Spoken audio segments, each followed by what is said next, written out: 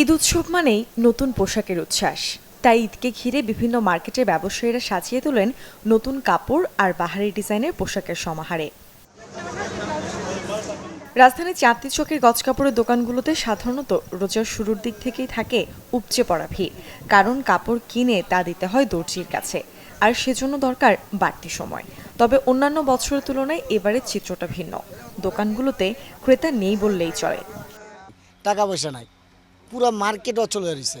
পুরো মার্কেটে কোনো বেচা কিনি নাই। আমার মহাজনের চেয়ারের দিক টাকা দেখেন কালো হয়ে রয়েছে। কেন আজকে সারাদিনে 2,000 টাকার বেশি বেচা হয়নি, আর এই জায়গায় আমরা বেশি 40-50 টাকা। সব মাল রয়ে গেছে। গতবার যে কারচুপি থাকতো আমরা বিক্রি করতাম 5,000-6,000 টাকা গজ বিক্রি করতে পারতাম, এবং মনে করেন যে 3,000 টাকা গজ বললো কাস্টমার মুখ দিয়ে কোনো জবাব আসতেছে না। রেইনবো অলরাউন্ডার এক্সটেরিয়র পেইন্ট বাড়ির বাহিরের দেয়ালের সুরক্ষা নিয়ে থাকুন নিশ্চিন্ত, সাথে পাচ্ছেন 10 বছরের ওয়ারেন্টি। একই চিত্র লেসের দোকানগুলোতেও। বেশি দামের কারচুপি বা এমব্রয়ডারি লেসের চেয়ে ক্রেতারা এখন ঝুঁকছেন 20 থেকে 40 টাকার সাদাসিধা সুতি বা ক্রুশি কাটা লেসের দিকে। তবুও মিলছে না কাঙ্ক্ষিত ক্রেতা।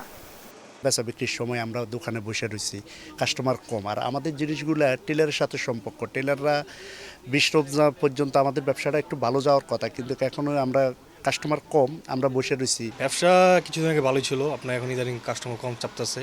হয়তো মানে 10 পর থেকে একটু বাড়তে পারে, সম্ভাবনা আর কি আছে। আর এখন ইদানিং এক সপ্তাহ ধরে যাবত একটু কমই চলতেছে। আমাদের লেসে আবার তো এখন সিজন লাগে না, সবসময় চলে। আর এখন সিজন বাজার এখন কম চলতেছে আর বেচা কিনা একদম খারাপ। ফুটপাতে ব্যবসায়ীরাও রয়েছেন লোকসানের শঙ্কায়। পাইকারি দাম বেড়ে যাওয়ায় পণ্যের খুচরা দামও বেড়েছে, কিন্তু সেই দামের সাথে ক্রেতাদের সমন্বয় হচ্ছে না সামর্থ্যের। অত্যাধিক দাম বেড়ে গেছে। আগে দাম কম ছিল, তাই আমরা বেচতে পারতাম বেশি, লাভ সীমিত হলেও আমাদের সেলটা বেশি হয়। কিন্তু এখনকার বাজারে আমাদের কেনাই বেশি, কস্টিং বেশি, লেবার ভাড়া সব কিছু দিয়ে আমাদের প্রফিট একবারে মার্জিন হয়ে গেছে, সেলও আমাদের কমে গেছে। তবে বিক্রেতাদের আশা, রোজার শেষের দিকটায় বাড়বে বিক্রি কিনি, তাতে কিছুটা হলেও সামলে নেওয়া যাবে লাভ লোকসানের সমীকরণ।